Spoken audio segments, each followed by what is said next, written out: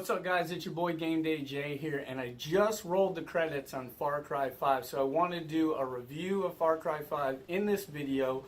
I want to preface this video by saying that I'm looking at this game with a little bit of rose-colored glasses.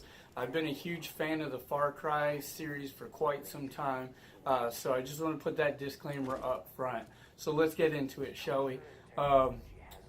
A lot of outlets out there have been saying that the story in this game wasn't that great. I can't believe that that's being said. There were some really high moments in the storyline for me, particularly the beginning and the end. They will forever be embedded in my memories. So great. Just when you thought you had the story figured out, it throws you for a curveball, and I love when video game stories can do that. Generally, a video game story doesn't really hold my attention too long. Another thing I want to say too is if my voice is a little off, it's because I'm trying to kick a cold that I've had for the last 4 days. But yeah, highlights in the story for me: Joseph Seed, John Seed, Jacob Seed. I love the three of their storylines. Faye's storyline kind of drug out for me. Her boss fight was not too great to me. And there's moments in the game where she kind of pops up here and there, and I always found it to be a little jarring and didn't particularly find it too interesting. If anything, it was an annoyance. But the story, I really dug. So for me, right up front, story, amazing. I did have some issues with the game, and I want to go ahead and get into those right now. The biggest one, and it's been a problem for the Far Cry series for quite a while now, is the loot button is the same button to pick up like an enemy weapon. So when you're trying to loot the enemy, you got to be careful not to swap out your weapon with their weapon, and it's this whole thing. I don't know why they don't just map the loot button to the circle button, and that'd get rid of that whole problem. There must be a reason that they don't do it. I can't imagine what that would be. But that was a major problem for me. The other major problem, which was equally just as annoying, is the back and forth banter between, the NPCs. So your allies, murder for hire, fame for hire, whatever you want to call it, particularly murder for hire. So there was a point in the game where I had Grace and I had Jess Black, and the two of them would continuously run through the same line of dialogue like over and over, and it was so obnoxious. Like, I couldn't stand it. Same 5 lines of dialogue where Grace would ask Jess Black if she ever thought about joining the military, and even if you don't have another human murder for hire as your character, and you just have, say, one, they'll run through those same lines of dialogue over and over. And it's something that I can't believe that when they were quality testing the game, they didn't say, oh wow, this is pretty obnoxious and obtuse. Really big problem for me. It was blowing the immersion quite a bit. Just a lot of banter over and over, and it's not even just the murder for hire. There's plenty of moments with other characters that I was having that problem. I would be talking to an NPC, and he or she would be feeding their story dialogue, and if something came and attacked them, it would disrupt that story, and they would start again from the top. So there were plenty of moments where it was like I was hearing the same lines 10 times over. That was an issue. Another issue I had is there was a story mission where I had to wait for a character to drive up, get into the car while I was on the mounted turret, and it was taking like 45 seconds every time I died for that to happen. And then the load times. Great segue into my next problem were the load times. Load times. I'm playing on a PS4 Pro, and I don't know if it's just an isolated issue with the Pro, but my God, were those load times not great. And you die a lot in this game, or at least I did.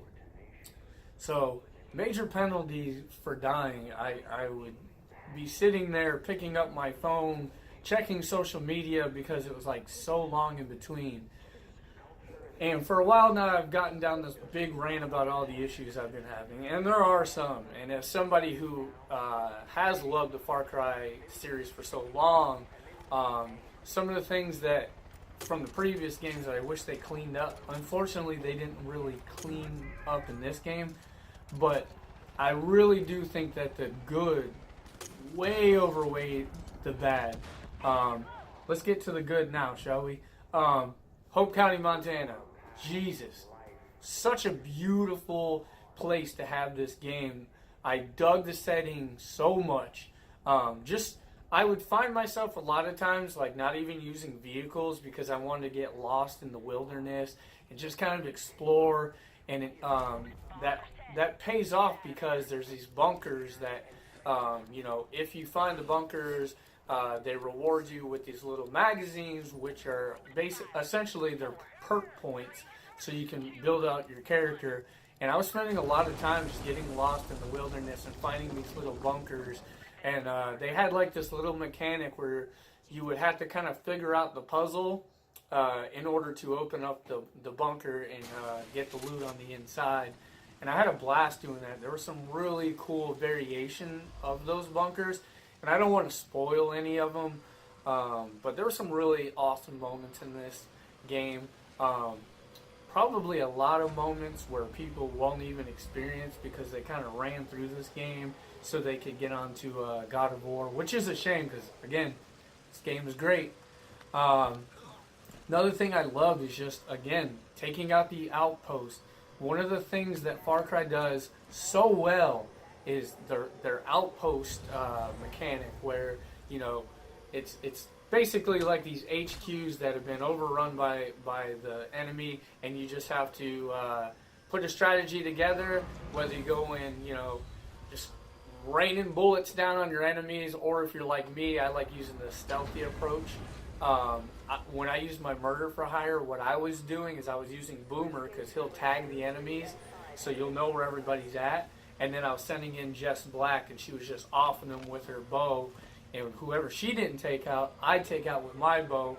I found myself using mostly the bow, silenced weapons.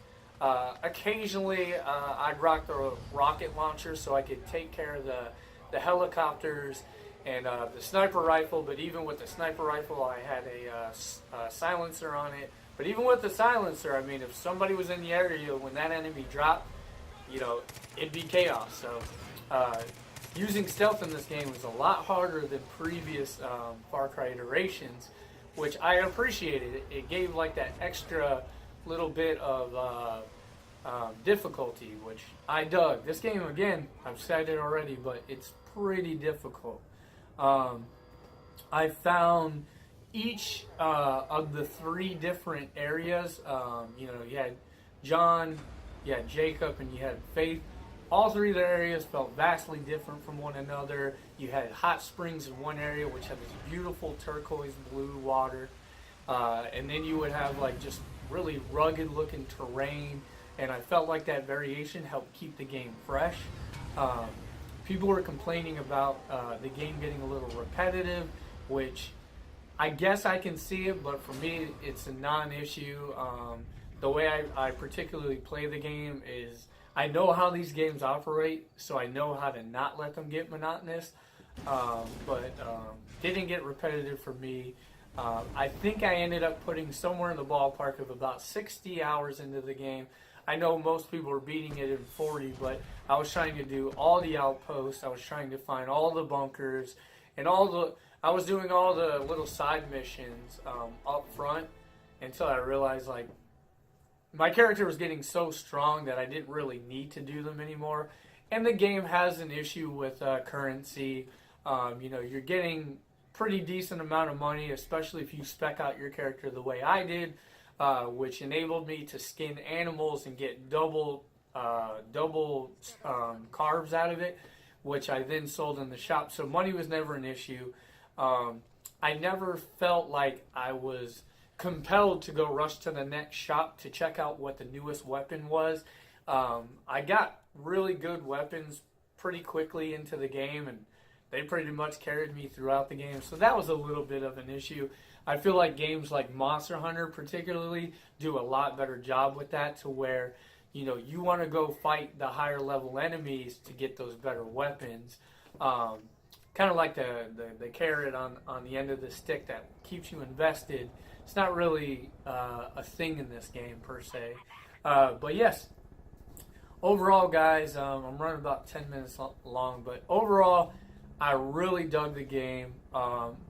Again, the outlet saying that the story wasn't that great, I don't think that's fair. I don't know what they were expecting. Probably a lot of anti-Trump people that were expecting this game to tackle the whole anti-Trump thing a little more than it did. It tiptoed on some of that, but ultimately it tried to keep its politics grounded in this, fantasy that they've created, and it was more about, Joseph Seed and, what was going on in his world versus, our real world. So I appreciated that. I use games as a form of escapism, so I was all over that, and it was right up my alley. But anyways, dug the story, dug the combat as usual. I got the gold edition, so it has like 3 pieces of awesome looking content. So in the future, I'm going to be doing reviews on each one of those. One of them is the zombies mode. Looks like a zombies co-op mode. Another one is Viet Cong, and then the other one is like on Mars, and you fight these arachnids. So look forward to those videos, those vlogs in the future. But appreciate you all stopping by. Really high on the game, guys.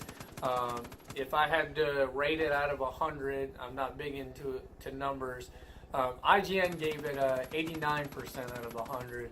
I'm probably a little bit lower than that. I'm probably like somewhere in the 80% range. Again, the dialogue, real big issue for me, and it kept blowing my immersion. And I hope it's something that they patch in the future. And I hope they patch that circle to loot button. I don't know why it's not a thing, but it needs to be a thing. But overall, I enjoyed it. I don't think it's the best Far Cry game in the series. I think that title goes to Far Cry 3, which if you got the Gold Edition, will be getting this summer. And if you got the Gold Edition, you'll be getting it 4 weeks earlier than everybody else. And it's going to, I don't think it's remastered. I think it's like an upgraded version is what they're calling it. I look forward to that because Far Cry 3 it might be my favorite game of all time. It's high up there. Let's put it like that. But again, guys, appreciate you watching the video. Drop a comment. Let me know what you think about Far Cry 5. Hope I didn't spoil anything. I tried to avoid spoilers, but if I did, let me know, and I'll try to clean that up in a future video. Make sure I don't spoil any other games for anybody. But yeah, thanks for stopping by, and we'll see you next time.